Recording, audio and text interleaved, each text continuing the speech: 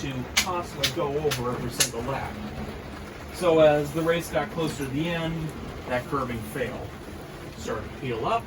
Then if the car would go over it, it would cause the front end of a stock car to buckle, which then would cause them to go flying off the track into the tire barrier behind us.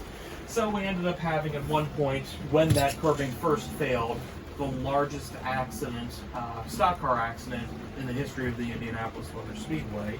And poor Dale Earnhardt Jr., if you listen to him on the broadcast, you would have thought he was having a coronary with everything that was going on. So, had to remove the curbing. That's where it was. I'm not sure of the current whereabouts of it. I said put it in the museum, but I don't think the Speedway's too proud of it. But we'll see. I'm sure in 2022 NASCAR is returning to the road course. We'll come up with something better. Ask for it and place it. Hopefully. So we'll head off the road course for just a little bit and talk about, well, Alan, how old are you? I'm 18. Oh, Alex. Yeah, I'm sorry. he's 18. That's fine. I don't know why I think Chad and Alex. Okay, so you're 18. Okay, good. We can talk about the snake then. But we still won't go into really specific details about it, and you'll understand why. But the snake pit, this is the current day location. It used to be down near turn 1. It was a general admission seating area, and from the 1960s and especially the 1970s, it became a very rowdy party area. I mean, we all have imaginations. Any type of physical activity or consumption, legal or not, would take place in the old snake pit. Finally, by the early 80s, the Speedway started to police it more, and it pretty much had disappeared by the early 1990s. But about 10 years ago, the Speedway brought back the concept of the snake pit as that kind of fun party area for younger fans. So they'll take this whole area, they'll fence it off, they'll set up a stage with all sorts of DJs playing. Now, I'll tell you right now, I'm the most unmillennial millennial you've ever met in your life. So I should know who these people are, and I have no clue. Alex, are you familiar with someone named Dead Mouse? No, I'm not. Apparently, he's a DJ and he puts like a mouse costume head with the eyes down, dances, whatever. He was here a couple of years ago, and I guess performed. But there's still a lot of alcohol that flows through here, but it is much more policed and controlled than it used to be. So much safer than back in the day. I think the idea is you buy a ticket here when you're in your 20s, and then by the time you get to your 30s, you've kind of outgrown it, and you buy a seat in the stands instead. Over to the left, some of our friends from the north enjoying a nice shower. There's geese, they've been hanging out here for quite a while. And then right next to that, either that or they're checking out the latest addition to our facility, a quarter-mile dirt track. Now, of course, the path to the Indy 500 for decades used to be coming up through America's dirt tracks. In fact, as late as 1970, we still had several 100-mile dirt races on 1-mile tracks across the country. Starting in 1971, they were all removed from the schedule. Slowly started being replaced with road and street courses. So team owners started looking more for drivers with road racing experience instead of dirt experience. It made sense. So that tradition of dirt races at the Speedway began to die off. But also about 10 years ago, a driver named Brian Clausen started entering the 500 every year. And he was a popular dirt racer across the United States. And he never had a great deal of success in the 500, but he was very popular among the fans because he was that type of throwback driver. Unfortunately, he was fatally injured in an accident at another track in 2016. 2 years after that, then, the Speedway decided to get together with the United States Auto Club and a charity known as Driven to Save Lives to put together this quarter-mile dirt track. I don't think we're going to go any farther than this. Because this isn't good. Ooh.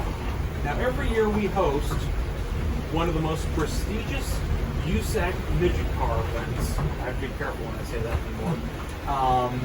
Midget car events. It's known as the BC39. 39 was Austin's car number. The first year we had the race in 2018, we had over 100 entries for the event. We had the race again in 2019.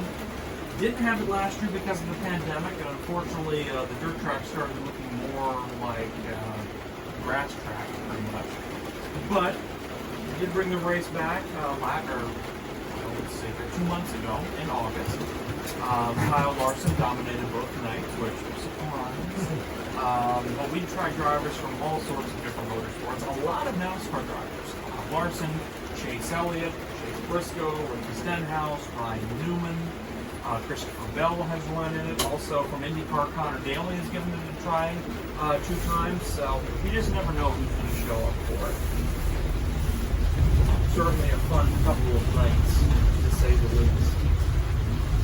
Does it host any World of Outlaw races on the It track? doesn't. Okay. I'm curious to see if maybe, a couple years ago. yeah, if maybe it might come back. I don't know. Or maybe it will come, I should say, not come back. I'd be very interested to see it, for sure. Also, they'll set up temporary grandstands around it as well. Okay. The first 2 years they had the grandstand here on the front stretch. This year they had it set up on the back stretch instead. And something else I'll point out to you, if you look directly underneath the flag stand up here, in the wall itself, you'll see it here in just a moment.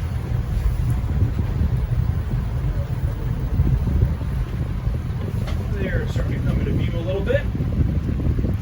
There on the wall, original 1909 Grex. So just like how we have on the front stretch, right near the start-finish line, we have them here. We can't put them in the track, obviously, but we'll put them alongside the track. Also, all of the tee-off markers at each of the holes of the golf course are original 1909 bricks as well. So we're very proud of our bricks. So Do they bring in temporary seating for like the road course races too? They or do. No, I No. mean probably for safety it's probably hard to. yeah, what they'll do is a lot of the grassy mounds that are here in the infield, they'll just sell those Okay. instead. And usually, to be honest, the road races really don't draw that strongly. Okay. But there's some areas, that do attract more than others. I'd say probably about 60,000 fans come for it, which is a good crowd, but when you compare it to the Indy 500, it's a very small crowd. Right. It's kind of like, you may remember back in the day, the Cleveland Indians and Cleveland Browns played in Oakland Municipal Stadium, which for Indians games held 80,000 fans. Well, the Indians might have a nice crowd of 50,000 people, but it looks half empty. Right. That's kind of how it was here for the last few years at the Brickyard 400 on the I was Oval. just going to mention we're here in 2019. To my eye, and I'm like, wow, there's nobody here. But when you actually think about the crowd size, Right. it was actually a pretty decent crowd. Yeah. But it looks so empty, unfortunately. Because even when we came in, I even asked the people at the hotel, they're like, all the traffic, you need to leave at least this far in advance. I'm like, all right. We got right in, parked right next to the track, and I think we had like 2.5 hours to kill, which is fine. It was the first time I've been here, so. But yeah, it was just interesting, the number of empty seats. But yeah, just the assumption was that, I just assumed that it'd be full. But yeah, Like none of these, when we were at the Brickyard, there weren't people sitting in any of these. Were there? Yeah, no, there weren't. No. Yeah, I helped the public strap. Let me try saying that again. I help the public address staff with statistics usually, and the first day of that weekend was just like Xfinity Series practice, and I think we just sat there at one point and counted the number of fans that were across from us in the front stretch grandstand. Nobody came that day, but so be it. You notice the big video boards that we have all around the track? 98% of all of our permanent seats have a view of at least one of those boards. We used to have another scoreboard right here next to us. That one dated to the 1960s. It was kind of a Times Square ticker type scoreboard that would also give the top 10 rundown and whatnot. But we had it. Then I was giving one of these tours about a month and a half ago, and I drive by and it's half torn down. So I guess they're demolishing it. But BMW, I mentioned how their big investment is happening. They're going to be building a large building. I don't know if it's there. It probably won't fit. But somewhere around here, they're going to be kind of like a dealer or customer pickup location for them. So, buy a BMW, come pick it up, and then you get to take a lap around the speedway, from what I understand. So. When we came to the brickyard, weren't we sitting across from him?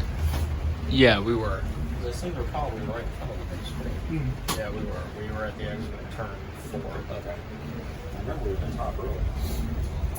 Now, the original owners of the track owned the facility until 1927, when Eddie Rickenbacker came back to town. Now, Rickenbacker was a World War I flying agent in the United States. That's what most people remember him as. But before he ever learned how to pilot an airplane, he drove in the earliest Indianapolis 500s. He came to town. He was actually looking to buy the Allison Engineering Company from James Allison, one of the owners of the track. But Mr. Allison said, I really don't want to sell you my company, but I can get you one sweetheart of a deal on the track instead. So he decided to purchase the track, became only the second owner. And we've had 4 owners or ownership groups in our history here at the Speedway. And Rickenbacker is kind of the forgotten before. That's really not fair, because a lot of important things happened under his watch. For example, he installed the first safety lights around the track. A lot of these are going to sound common sense, but he installed the first safety lights. He mandated that all drivers wear helmets.